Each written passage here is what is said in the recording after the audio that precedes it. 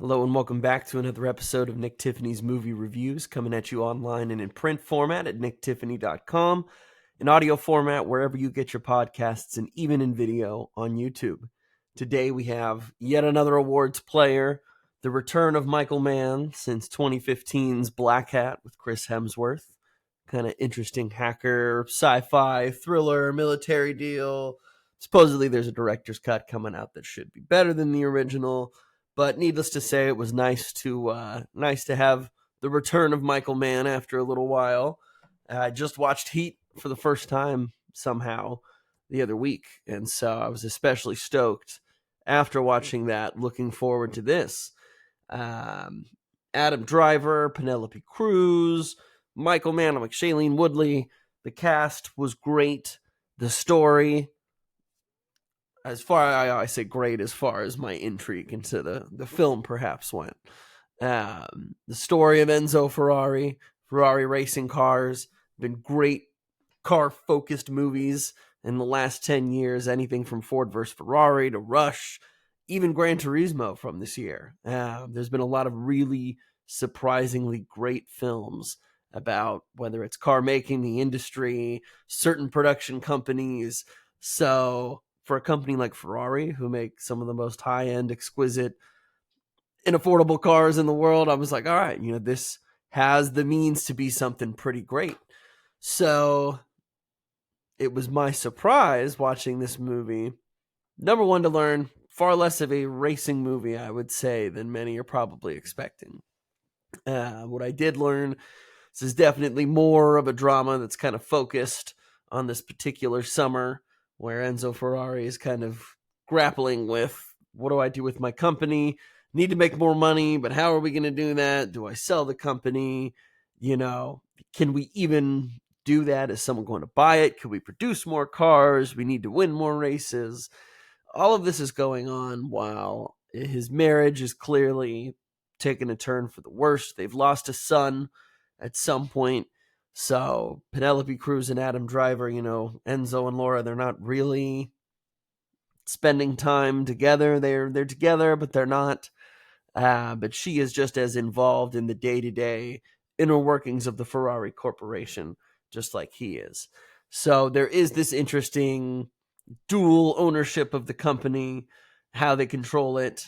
Even though Enzo's definitely more the front man, she obviously knows what's going on. And so outside of all of this, he's got a girl on the side, of course. Her name's Lena, played by Shailene Woodley. Has a son with her, which obviously is something you probably want to keep from the wife who, unfortunately, you lost the child with. Doesn't know, obviously, none of this is going on the side. So, the stakes here are certainly more dramatic, I would say, than anything. But more specifically so at home and less on the racetrack. Not to say that there's not drama on the racetrack, because you do get to watch a fair number of really entertaining races.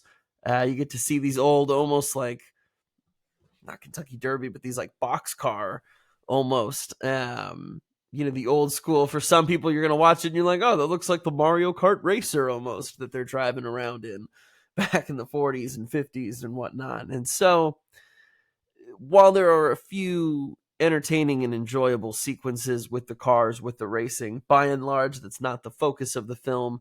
And even when it kind of gets to the end where, there's this whole Emilia race, this 1,000-mile race across the Italian countryside, like literally racing, moving around pedestrians, people, whatever. It's kind of crazy, but for the times, it's whatever. You got people spectating and standing right on the other side of hay bales. And so that to me has always been one where extreme sports and watching them up close like that, kind of risky, especially back then when these guys, they're like, yeah, I've got goggles and a helmet, but there's no roof over my head that's going to either keep me dry, number one, or if the car rolls over, prevent me from breaking my neck or something. And so in a way, the stakes are definitely laid out that this is more serious in some ways, perhaps, than the racing that goes on today. Obviously, the cars today are going far faster, but there's far better science to inform our technologies, how the cars move to better provide safety for these people. And so, I don't know. I wanted this film to be a lot more than it was. And even if it was just going to be a drama, I wanted to be more in the movie that Penelope Cruz was in, because more than anyone else in the film, she's kind of like acting circles around people, which is not unusual for her and for her caliber of talent. But the emotional depth that she's bringing, whether it's the emotion caused by the pain of losing her son, losing her husband, losing who she used to be, all these things, the way she plays everything, the conversations, arguments, little sly, like, oh, I got you, but you don't even know I got you. She's phenomenal. She is terrific in the movie. Undoubtedly the best part of the film. She's also the only one who can really keep like a straight Italian accent for a while. Bless his heart, Adam Driver continues to do well, I think, in dramatic and emotional roles. But especially after watching House of Gucci and then watching this movie, I don't think Italian accents are a strong suit. And maybe he should just stay away from those for a while. Not to say that Shailene Woodley's was any better, because when the two of them are interacting for as often as they do in the film, half of it feels like, it's ineligible. I'm like, what are you saying right now? And then half the time you're like, oh, are we switching into like Irish and British accent almost a little bit? It was just kind of, I don't know, like it didn't feel half-assed. It just felt like maybe this wasn't the best fit. And so by the end of the movie, despite the dramatic stakes, despite the stakes of the cars, this race, everything that's going on, I just felt like it kind of limped over the finish line. It was kind of like puttering just ever so slowly across. It did not have, I think, the final impact they were hoping to go for.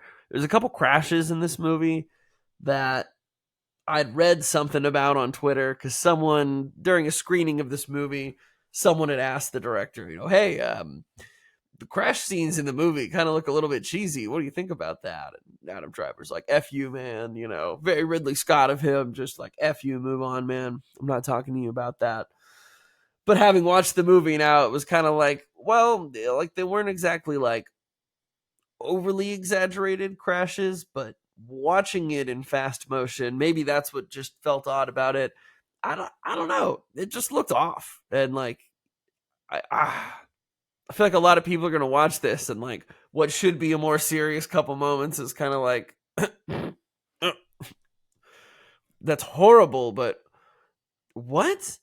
Like who approved this shot?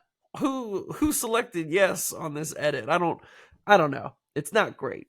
I'm sure there's gonna be a lot of discussion about it.